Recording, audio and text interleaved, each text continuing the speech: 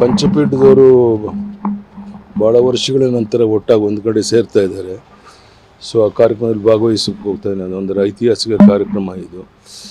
ಎಲ್ಲ ಸಮಾಜದವರು ಒಟ್ಟಾಗಬೇಕು ಅನ್ನುವಂಥ ಅವ್ರ ಅಪೇಕ್ಷೆ.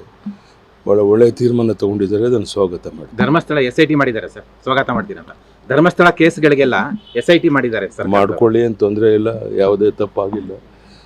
ಅವ್ರು ಏನು ತನಿಖೆ ಮಾಡಬೇಕು ಅಂದರೆ ಮಾಡ್ಕೊತಾರೆ, ಅದಕ್ಕೇನು ಸಮಸ್ಯೆ. ಪಂಚಪೀಠದವರು ಭಾಳ ವರ್ಷಗಳ ನಂತರ ಒಟ್ಟಾಗಿ ಒಂದು ಕಡೆ ಸೇರ್ತಾ ಇದ್ದಾರೆ. ಸೊ ಆ ಕಾರ್ಯಕ್ರಮದಲ್ಲಿ ಭಾಗವಹಿಸಕ್ಕೆ ಹೋಗ್ತಾ ಇದ್ದೀನಿ. ಒಂದು ಐತಿಹಾಸಿಕ ಕಾರ್ಯಕ್ರಮ ಇದು.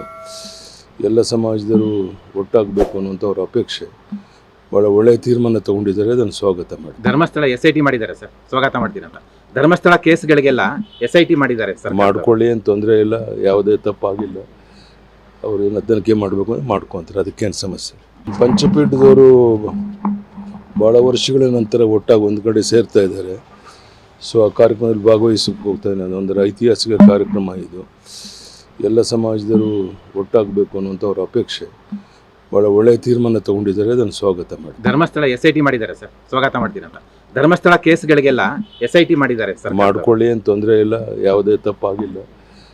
ಅವ್ರು ಏನು ತನಿಖೆ ಮಾಡಬೇಕು ಅಂದರೆ ಮಾಡ್ಕೊತಾರೆ, ಅದಕ್ಕೇನು ಸಮಸ್ಯೆ. ಲೇಟೆಸ್ಟ್ ಹಾಗೂ ಇಂಟ್ರೆಸ್ಟಿಂಗ್ ಸುದ್ದಿಗಳಿಗಾಗಿ ಬಾಸ್ ಟಿವಿ ಕನ್ನಡ ಚಾನೆಲ್ನ ಸಬ್ಸ್ಕ್ರೈಬ್ ಮಾಡಿ. ಹಾಗೆಯೇ ಬೆಲ್ ಐಕಾನ್ ಪ್ರೆಸ್ ಮಾಡಿ. ಇದರ ಜೊತೆಗೆ ಫೇಸ್ಬುಕ್, ಇನ್ಸ್ಟಾಗ್ರಾಮ್, ಎಕ್ಸ್ನಲ್ಲೂ ಮಿಸ್ ಮಾಡದೆ ಫಾಲೋ ಮಾಡಿ.